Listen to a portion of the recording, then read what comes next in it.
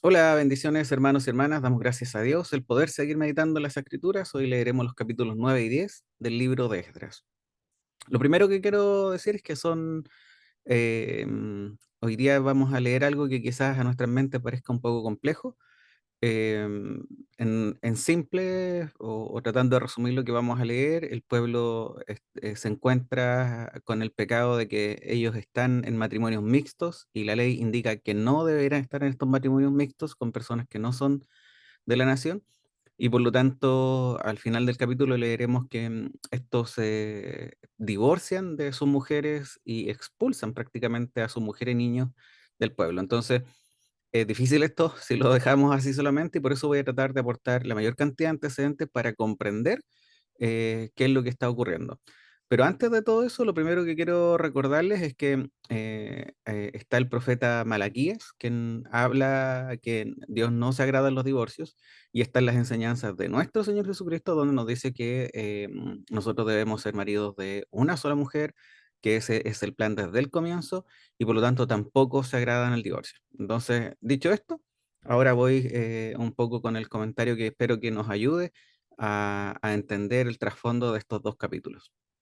Cuando nosotros leemos el capítulo 9 veremos que comienza y dice, y acabadas estas cosas, lo que nos da una luz de la misión finalmente que Edras ya tenía y que estaba en curso, sino que estaba terminando, es decir, la misión de enseñar la palabra que se estaba llevando a cabo. Recordemos que ese era el objetivo de que él fuera y pudiera enseñar la ley para que estos cumplieran la ley también.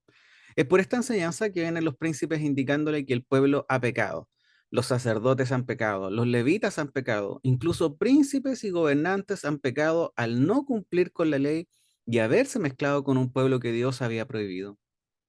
Uno de los primeros efectos sobre nuestras vidas que tiene la palabra de Dios es despertar la conciencia y provocar una fuerte convicción de pecado de que estamos lejos de ser la persona que creíamos que éramos, y más bien nos muestra la realidad de nuestra persona, aquella que está lejos de cumplir perfectamente la voluntad de Dios y que se encuentra apartada de Dios en rebeldía.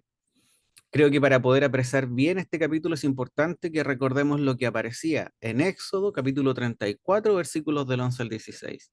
Esto dice así: observa lo que te mando hoy.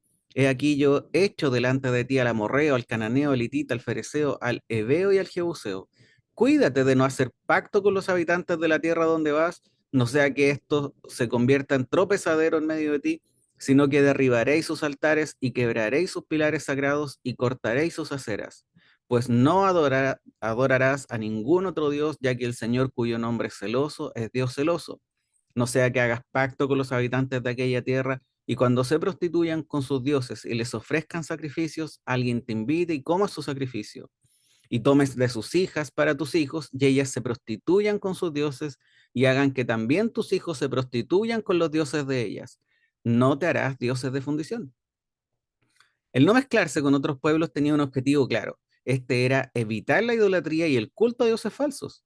Esto no se cumplió, nosotros ya hemos leído, estos terminaron como terminaron, y hay que tener algo claro: esto no se trata de racismo, no se trata de discriminación, sino que se trata de santidad.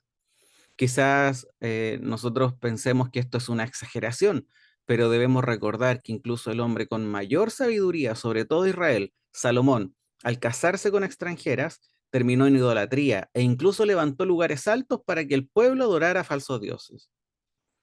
Dios quiere un pueblo santo, y eso es justamente lo que hace tan diferente a otras creencias donde se cree en un Dios que se parece mucho más al genio de la lámpara que al Dios verdadero, al Dios que declara las escrituras.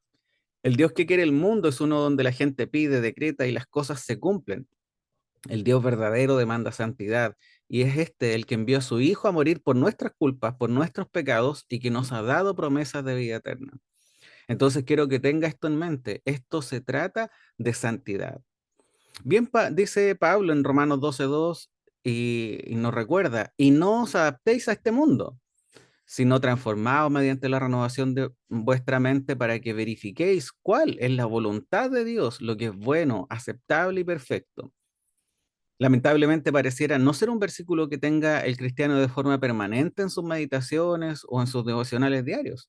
Lamentablemente muchos se han ido adaptando a este mundo en su forma de vivir, en su forma de pensar y a celebrar las ideas que quiere implementar este mundo. Por lo tanto, lo que quiero que hoy tengamos en mente mientras leemos estos capítulos es que santo significa apartado o separado, apartado del mundo para ser consagrados a Dios. Esa es la idea. También es bueno quizás recordar la primera carta de Juan, capítulo 2, versículos del 15 al 17, donde Juan también hace la misma advertencia. No améis al mundo ni las cosas que están en el mundo. Si alguno ama al mundo, el amor del Padre no está en él. Porque todo lo que hay en el mundo, la pasión de la carne, la pasión de los ojos, la arrogancia de la vida, no proviene del Padre, sino del mundo. Y el mundo pasa, y también sus pasiones, pero el que hace la voluntad de Dios permanece para siempre. Y por último, quiero recordarles lo que también Pablo dice sobre el matrimonio, donde vemos que esta idea de santidad y de no mezclarse no solamente está implícita en el Antiguo Testamento, sino que se mantiene la idea en el Nuevo Testamento. En la segunda carta a los Corintios, capítulo 6, versículos del 13 al 15, dice así, dice, ahora bien, en igual reciprocidad les hablo como a niños, usted también abran de par en par su corazón, no estén unidos en yugo desigual con los incrédulos. Pues, ¿qué asociación tiene la justicia y la inequidad? ¿O qué comunión la luz con las tinieblas? ¿O qué armonía tiene Cristo con Belial?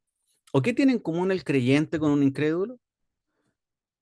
Cuando leemos estos capítulos vemos que aquellos que estaban destinados a enseñar la ley también estaban viviendo en pecado. Por lo tanto, la pregunta es cómo podían predicar y corregir y decir que había que cumplir la Torá y la ley si ellos mismos no estaban viviendo de acuerdo a lo que estaban enseñando.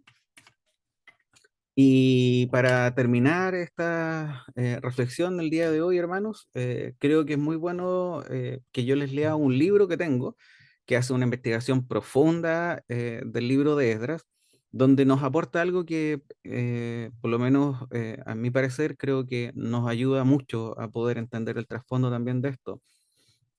Voy a ir a una parte final donde habla sobre los versículos 16 y 17 del capítulo 10 y hace un comentario al respecto de esto. Estos versículos dicen así, dicen, y el sacerdote Esdras designó hombres jefes de casas paternas por cada una de sus casas paternas, todos ellos por nombre.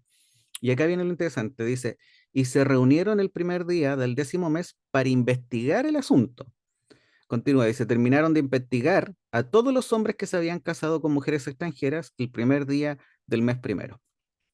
Y ahora va el comentario del libro. Dice, como ya hemos dicho, es probable que la investigación no tuviera la sola finalidad de establecer quiénes se habían casado con mujeres paganas y debían divorciarse, sino también evaluar si las mujeres en cuestión se habían convertido de corazón al Dios de Israel, en cuyo caso el divorcio no sería necesario, y determinar qué medidas había que tomar para garantizar el sostenimiento de las mujeres y los hijos que iban a ser expulsados.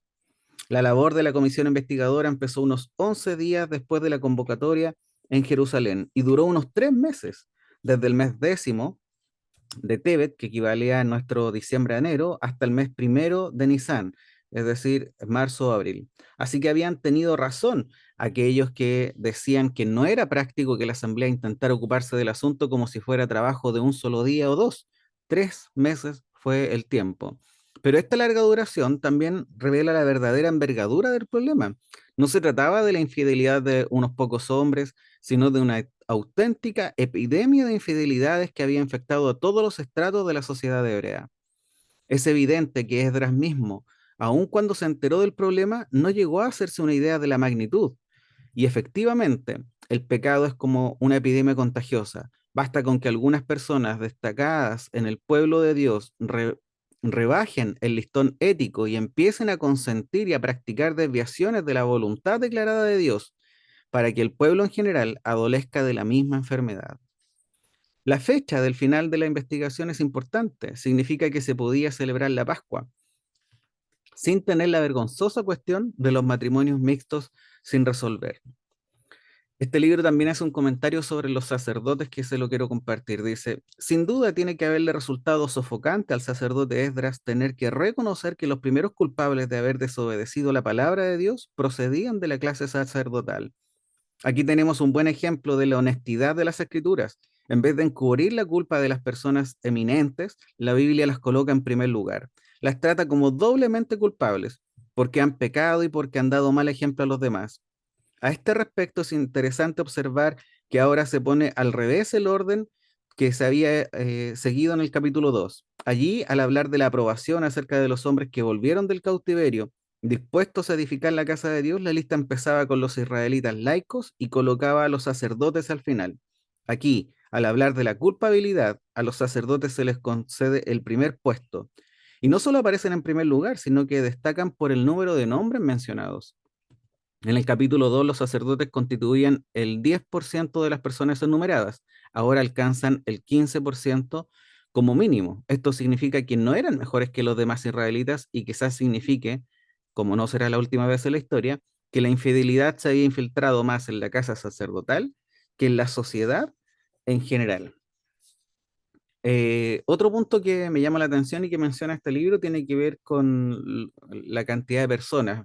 Por ejemplo, en los hijos de Elam, en el momento del primer retorno, los hijos de Elam eran 1254, de los cuales 6 ya habían sido encontrados culpables. De los hijos de Satu volvieron 945 hijos y 6 ya se habían casado con mujeres extranjeras. De los hijos de Bebai, que habían volvido del cautiverio 623, 4 ya habían sido infieles. Entonces, en el corto tiempo, estos que habían regresado con una condición de arrepentimiento, ya estaban pecando en este sentido.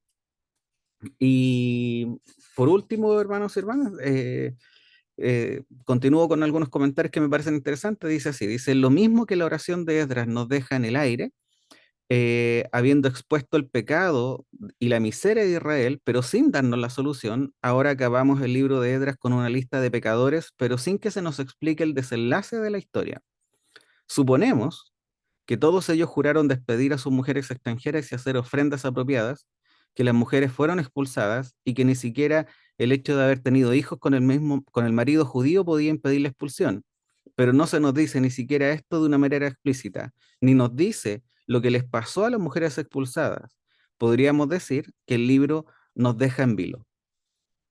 Em, Ahora, nosotros podríamos pensar que, o colocar un final que nosotros queramos o que se adapte mejor a nuestra mente, pero sí hay algo concreto que también lo resalta este libro y que creo que debemos considerar. Dice así, dice, lo verdaderamente trágico es que cuando Nehemías volvió a Jerusalén en el año 445, es decir, 12 años después de que Edras denunciara la infidelidad de estos hombres, descubrió no solamente que no se había solucionado el problema de los matrimonios mixtos, sino que la solución había empeorado.